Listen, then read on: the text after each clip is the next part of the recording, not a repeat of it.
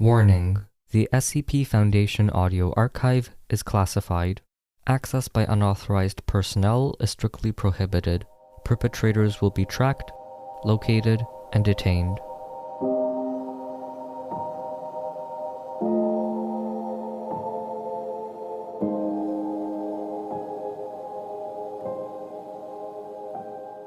Specialized Containment Proficiency Test. Item Number: SCP-3030. Object Class: Pending O5 Review. Special Containment Procedures. In the interest of maintaining the highest level of security relating to SCP-3030, access to information pertaining to SCP-3030 is to be restricted to Site-56 personnel and those with a Level 4 or higher security clearance. All Level 3/3030 or lower staff are to be administered a Class B amnestic and have replacement memories implanted before any transfer off-site. Any breach of information regarding SCP-3030 is to be immediately reported to both Site Director Davids and the O5 Council. All testing involving SCP-3030 is to be approved by Site Director Davids and 3 members of the O5 Council. As such, no input is to be provided to SCP-3030-1 terminals without prior approval. Any unauthorized personnel discovered on site are to be detained for interrogation and amnesticized before release. To facilitate the effective containment of SCP-3030, all unaffected facilities within Site-56 are currently have been upgraded and retrofitted to house a small military complement, MTF-50, honor students, and double the security detail stationed before Incident 3030 Alpha. Surviving staff previously stationed at Site-56 are allowed to remain on site for research purposes, but are to be provided a full amnestic treatment if transferred. As per the order of O5, any anomalous objects discovered that have not been subsumed within SCP-3030 are to be recovered and moved off-site, and Site-56 is to be considered provisional to the containment of SCP-3030 until further notice. When SCP-3030-1 becomes active, MTF-50 is to be immediately dispatched to attempt initial containment on all instances of SCP-3030-3. Any available MTF unit with applicable expertise, as well as MTF-4 debuggers, is to be put on standby for assistance as needed. If a situation is not resolved within 60 hours, any units remaining on standby are to be immediately dispatched to contain instances of SCP-3030-3, and MTF-4 is to prepare to enact Procedure 87 Ombuds in the case of total containment failure. Description: SCP-3030 is a designation attributed to a number of anomalies and anomalous objects residing within Site-56 since the events of Incident 3030-Alpha. Formerly, Site-56 was a dedicated research and containment site that specialized in quickly drafting and implementing complex containment procedures for powerful anomalies. Few objects were contained on site, and most objects were routinely moved to other sites to make room for new objects and controlled environment testing. SCP-3030-1 is an anomalous supercomputer currently located within SCP-3030-2-C. In addition to its electronic components, SCP-3030-1 contains Foundation researchers, which have been integrated into its system through poorly understood means. Investigations into the well-being of these researchers is ongoing. It is unlikely that they will be recoverable outside of SCP-3030-1's terms.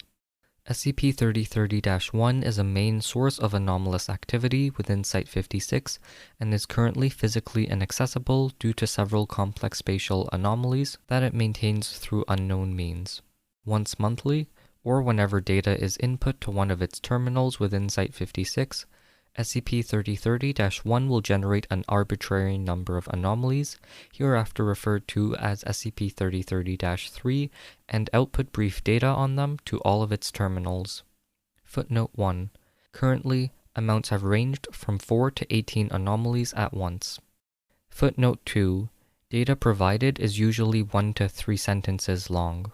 Typically, it describes what sort of test the anomaly is intended to provide to containment personnel. Footnote 3. There are approximately 130 terminals throughout Site-56, 11 of which are outside SCP-3030-2.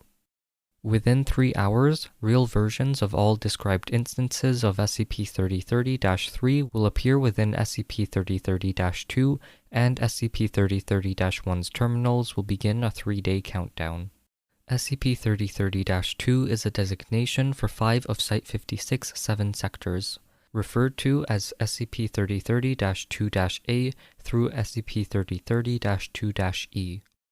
During Incident 3030-Alpha, these tests were requisitioned by SCP-3030-1 for, apparently, the purposes of securing enough space to apply its tests to any who were on site. The affected facilities exhibit reality-altering effects as well as major spatial anomalies. These effects extend as far as affected facilities appearing to contain extensive outdoor and indoor environments not previously existing within Site-56. All instances of SCP-3030-3 will not be able to leave or be removed from SCP-3030-2 until SCP-3030-1's timer has expired. When SCP-3030-1 is inactive, these facilities will revert to a neutral state similar to their state before Incident 3030-Alpha. SCP-3030-3 is a designation for all anomalies produced by SCP-3030. These anomalies have a range of properties, a sample of which can be seen in the incident logs below, and the full list of which can be requested from Site Director Davids. There appears to be no specific limit to what type of anomaly an instance of SCP-3030-3 can be. More complex or powerful anomalies do seem to take some level of strain on SCP-3030-1, reducing the overall number of anomalies it can produce at once. Once contained to a degree of satisfaction determined by SCP-3030-1, instances of SCP-3030-3 will disappear through unknown means, and SCP-3030-1 terminals will indicate that it has been contained. Once all anomalies are contained, SCP-3030-1 will enter an inactive state, and its countdown will be cancelled. When SCP-3030-1's timer reaches 0, all uncontained instances of SCP-3030-3 within SCP-3030-2 will be transported instantaneously to Site-56's Central Plaza. At this point, instances of SCP-3030-3 are no different than if they were a real anomaly, other than that they will disappear when contained in SCP-3030-1's expectations. In the case of 3030-3 instances that are highly dangerous Keter-class anomalies, containment before the expiration of SCP-3030-1's timer is to be established at all costs. Incident 3030-Alpha. SCP-3030 was created during an unapproved cross-testing and research into 2 previously unrelated objects. The first object, now classified as SCP-3030-1, was a non-anomalous supercomputer designed for taking and processing data on anomalies to assist in producing viable containment strategies. The second object, hereafter referred to as SCP-3030-Gamma, was a safe class anomaly brought to the site for a short period to test and confirm properties, as similar facilities for safe class objects were over capacity. SCP-3030-Gamma was initially thought to simply be a standard classroom-style blackboard that automatically produced fractal tessellation patterns when written upon. Upon further testing, it was found that SCP-3030-Gamma could reproduce these patterns with any material applied to it to a nanomolecular accuracy. At the suggestion of a junior researcher working on both projects, a number of designs for fractally tessellating circuits were drafted and produced using SCP-3030-Gamma. These circuits, when integrated into SCP-3030-1, caused the device to exhibit minimum levels of sentience. It then output a plan to incorporate living humans into its systems. A senior researcher volunteered to undergo the procedure first. This involved inserting a number of leads into the subject's spinal column, thus incising the From this point, the subject effectively became a part of SCP-3030-1's systems, with a part of their own personality incorporated into its routines. Within 5 hours, all other researchers working on SCP-3030-1 had been incorporated into its systems. It has been suggested that SCP-3030-1 may have undocumented mind-affecting properties that contributed to this situation. The next events are not quite understood at this time. The sector of Site-56 where these objects were being developed and researched underwent a total lockdown at 3 p.m., and by 6 p.m., 5 out of Site-56's 7 sectors began to undergo anomalous effects, and over 75% of site research staff were incorporated into SCP-3030-1's systems.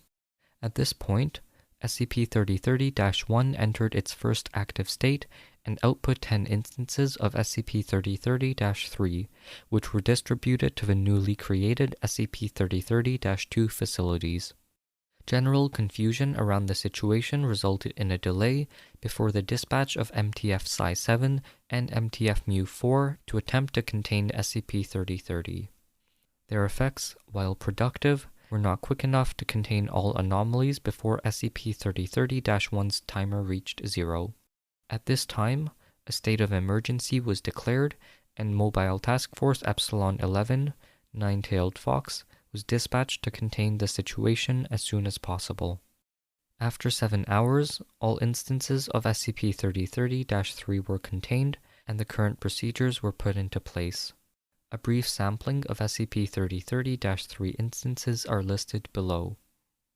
Description: a 10-meter tall beryllium bronze octahedron with extensive engravings in Brahmi script on all of its sides suspended in midair through unknown means. Humans within approximately 100 meters of object become psychologically unable to look away from object or leave aforementioned distance. Additional notes. Rough translation of script described it as an object of worship. Object contained when a temple built to specifications within the script was built around it. Appeared within a 1 km squared grassy field within SCP-3030-2-A. Terminal data described object as a translation test. Classification: Euclid. Time elapsed to containment: 30 hours 7 minutes. Description: 17 human children of varying estimated ages. 11 subjects were Class V reality benders. The 6 were normal human children.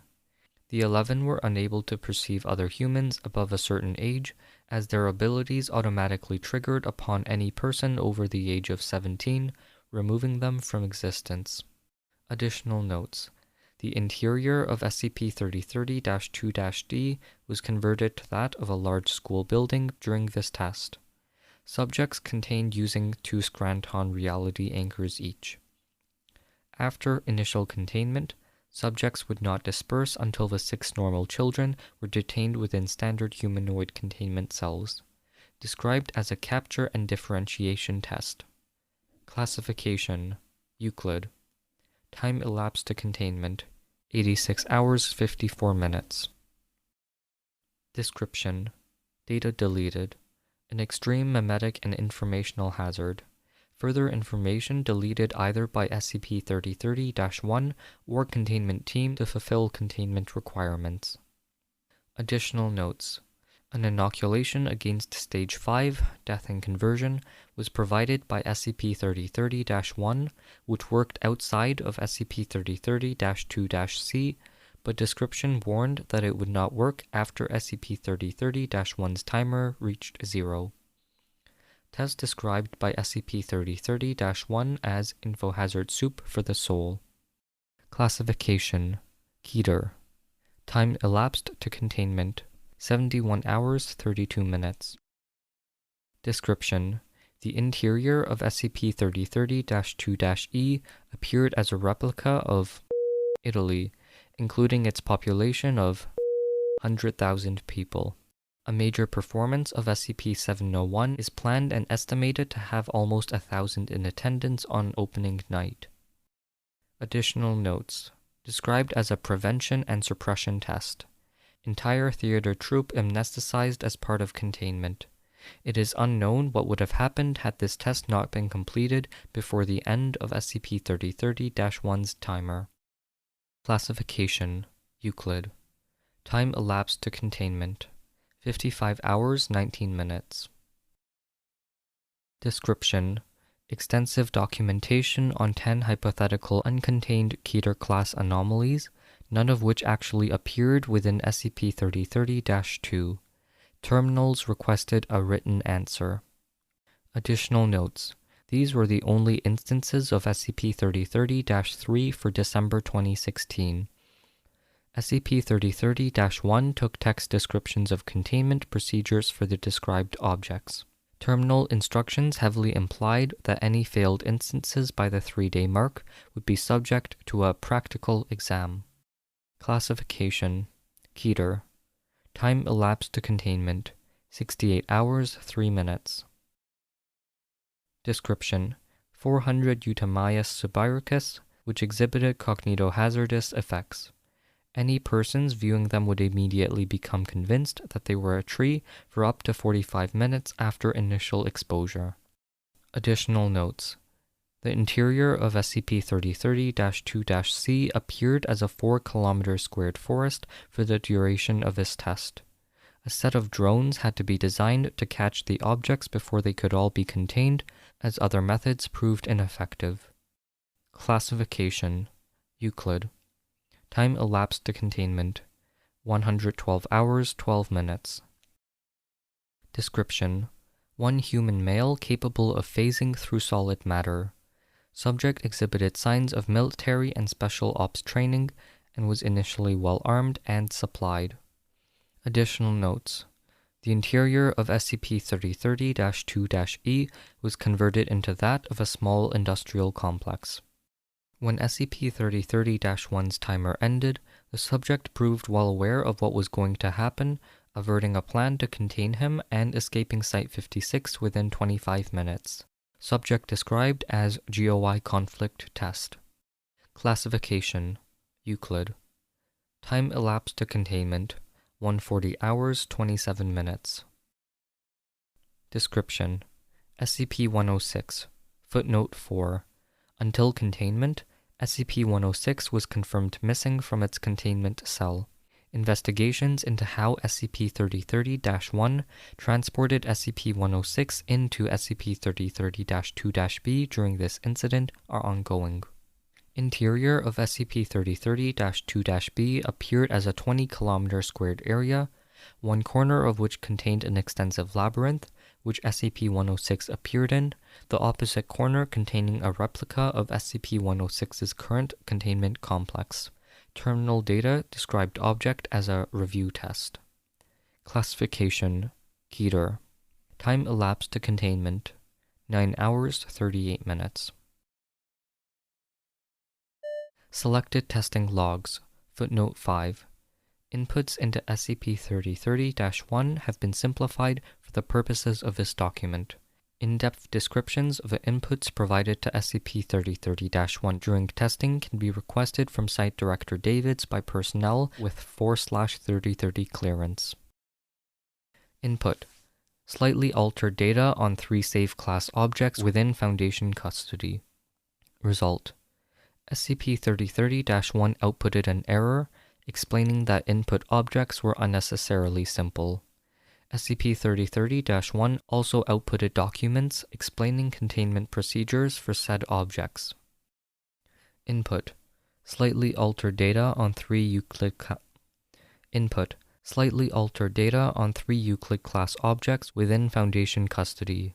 Parameters referring to the environmental complexity set to lowest value where possible. Result: SCP-3030-3 instances successfully produced within SCP-3030-2-A through C. Each environment was a concrete 50-meter by 50-meter room with the object in the center of a room. Containment established without difficulty.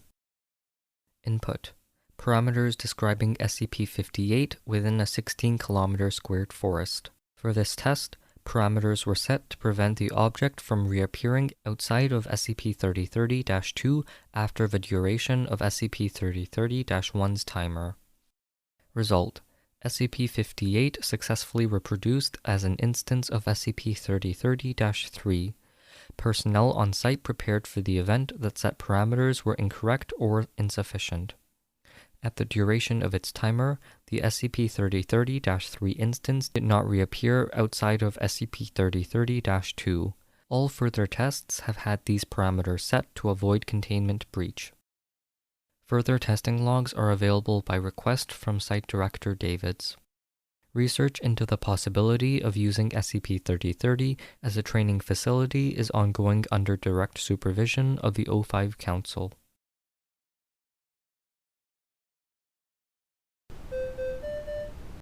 Thank you for listening.